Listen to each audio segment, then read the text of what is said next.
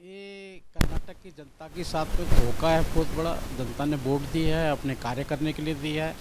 जिसको बहुमत दिया गया है उसको कम से कम एक नेता तो चुनना चाहिए। जी देरी हो रही है।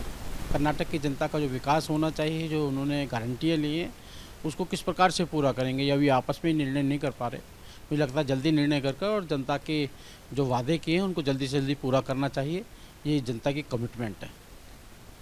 कांग्रेस दावा कर रही थी कर्नाटक में पार्टी में उनकी बिल्कुल संगठित है, कोई मतभेद नहीं। अब दो नेताओं में ही साफ मतभेद है, जो हम सीएम बने तो हम सीएम बने। देखिए, मतभेद दो में नहीं, अभी एक तीसरे भी आ गए हैं। आपको मेरे जानकारी नहीं, एक तीसरे भी आ गए कि मैं भी मुख्यमंत्री बन सकता हूँ।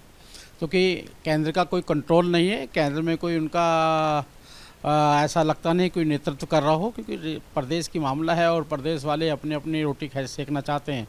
और क्योंकि भ्रष्टाचार युक्त है, 85% खाने वाले लोग जो जो राजीव गांधी कहा करते थे कि 15% नहीं है, 85% की लड़ाई है ये इनकी, कि 85% कौन खाएगा। वो लड़ाई में जिसके पास में ज़्यादा हिस्सा आएगा वो आगे मुख्यमंत्री बन जाएगा। सर, आपका मोदी सरकार के 9 साल के पूरा होने पर एक बड़ा कार्यक्रम आपने करने देश भर में जा रहे हैं, आउटरीच प्रोग्राम। इसका क्या मकसद है, क्यों बड़ा कार्यक्रम है? जिस इच्छा के लिए आपने भारतीय जनता पार्टी को चुना है, जनता ने बहुमत दिया है।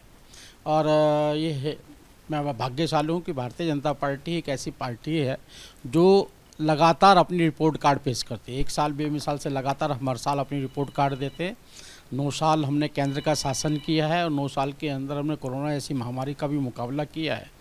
और वहीं पर ही गरीबी से ऊपर उठाने का भी काम किया है और आतंकवाद मुक्त शासन दिया, भ्रष्टाचार मुक्त शासन दिया है।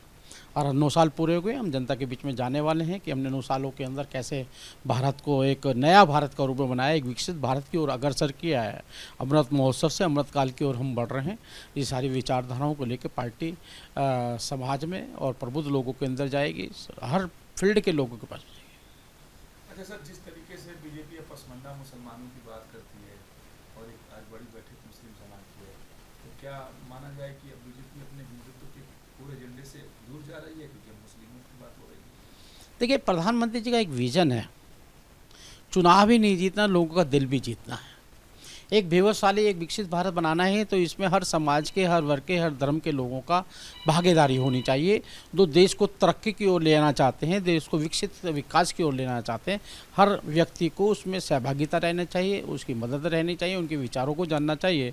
ये प्रधानमंत्री का विजन। और प्रधानमंत्री लगातार 9 साल हमें काम करते हो गए। ये सबका साथ सबका विकास को लेकर हम चले थे। हमने जो भी योजना का क्रियान्वयन किया, हमने कभी हिंदू मुस्लिम सिख ईसाई नहीं किया। हमने गैस देने का काम किया तो एक कोने से लेकर दूसरे कोने पे किया है, सभी धर्म के लोगों को मिला है। मकान दिया है तो सभी एक कोने से दूसरे कोने में दिया है। सभी इन धर्म के जाति विशेष सभी लोगों को काम और नौकरियां भी मिलने का काम हुआ है। सर, इसमें कोई संदेह नहीं कि केंद्रीय योजनाओं का लाभ बिना भेदभाव के मिला है, लेकिन एक सवाल बार बार खड़ा होता है कि जब आप मुस्लिम समाज को टिकट ही नहीं देते हैं तो आपको वोट कैसे देंगे? देखिएगा, ये मतलब टिकट से तुष्टिकरण नहीं होता है। हम राजनीति के अंदर इलेक्शन जीतना जरूरी होता है। इलेक्शन के लिए जो जिताऊ उम्मीदवार होता है उसको टिकट दिया जाता है। इसके अंदर जाति धर्म भाषा को नहीं देखा जाता, जिताऊ कैंडिडेट। लेकिन सरकार की जो नीयत है कि सरकार की योजनाओं का लाभ पहुंचना चाहिए, जीवन स्तर बढ़ना चाहिए, वो होना चाहिए। ये नहीं है कि आपने विधायक और सांसद बना दी है लेकिन उनके जीवन स्तर में कोई बढ़ोतरी नहीं हो रही है।